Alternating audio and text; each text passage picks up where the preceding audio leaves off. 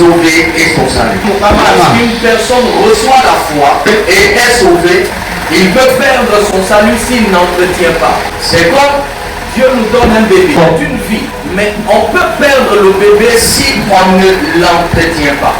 On peut perdre la foi si on ne l'entretient pas. C'est pourquoi j'aimerais vous exhorter ce matin. Soit passer par cet enseignement pour vous encourager à entretenir votre foi, à prendre soin de votre foi. Parce qu'une foi mal entretenue est égale à de l'échec dans le monde spirituel. Ça peut perdre ton âme. Avant de parler d'abord du salut, de parler de long à large du salut, est très nécessaire qu'on puisse savoir qu'est-ce que le salut dans le numéro 1. Jean chapitre 3 verset 16. Car Dieu a tant aimé le monde, il a donné son Fils unique, afin que quiconque croit en lui ne périsse pas, mais qu'il ait la vie éternelle. Qu'est-ce que le salut? Le salut, bien évidemment, c'est de croire en celui que Dieu a envoyé. Celui que Dieu a envoyé s'appelle le Messie en hébreu, Al-Mashiach. Et dans le grec, on l'appelle le Christ.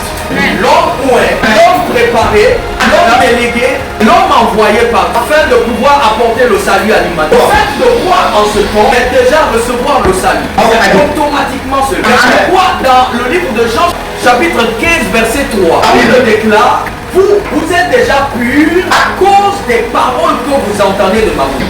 Le fait qu'on entend Jésus parler déjà, Apocalypse chapitre 22 verset 15. La Bible dit, dans cette ville-là, il n'y aura rien de souillé qui rentrera là-bas. Qu'est-ce qu'on appelle souillé? C'est une saleté. Le sens propre dont la Bible parle, ce n'est pas une saleté comme la boue. On peut nettoyer avec l'eau, mais c'est le péché. Il peut salir le corps, il peut salir l'âme, c'est-à-dire le sang, et qui peut infecter l'esprit. Lorsque tu crois seulement en Jésus et que tu écoutes seulement sa parole, tu deviens un homme pur et tu deviens automatiquement passif de l'enfer à la vie éternelle. Automatiquement, tu deviens sauvé. Gloire à Jésus. La première fois, quand on veut définir le salut, c'est la foi en Jésus. Une fois que tu crois en Jésus, tu es sauvé. Et je crois ce matin, toi, tu as une véritable foi en Christ. J'aimerais te proclamer ceci. Tu es déjà automatiquement passif de l'enfer à la vie éternelle. Le salut par la foi.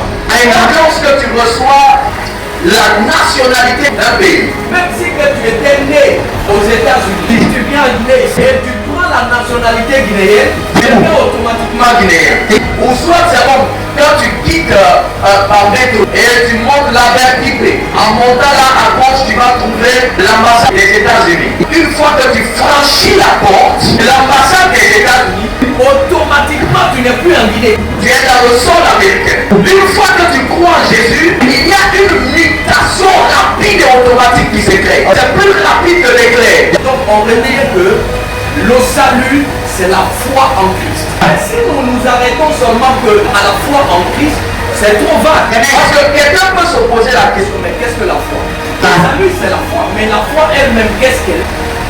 Romains 10, 17, la foi vient de ce qu'on entend. Ce qu'on entend vient de la parole de Christ. Donc la foi qui procure le salut n'est rien d'autre que la parole de Christ. C'est pourquoi je le répète, dans Jean 15, verset 3, ça dit, vous êtes déjà purs à cause des paroles que vous entendez. La parole de Christ, tu obtiens déjà la foi automatiquement. Et en obtenant la foi en Christ automatiquement, tu es en train de pratiquer Jean 3, 16. Car quiconque croit en ce Fils-là aura la vie éternelle.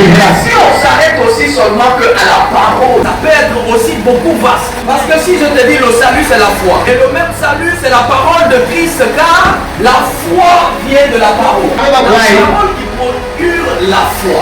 La foi de laquelle sort le salut, cette parole-là n'est pas la parole écrite, mais c'est la parole révélée. C'est Christ lui-même. Jean chapitre 1, verset 14. La parole s'est faite chair. La parole s'est transformée en un homme. Et elle est descendue parmi nous pleine de grâce. Et qui était-ce cette parole?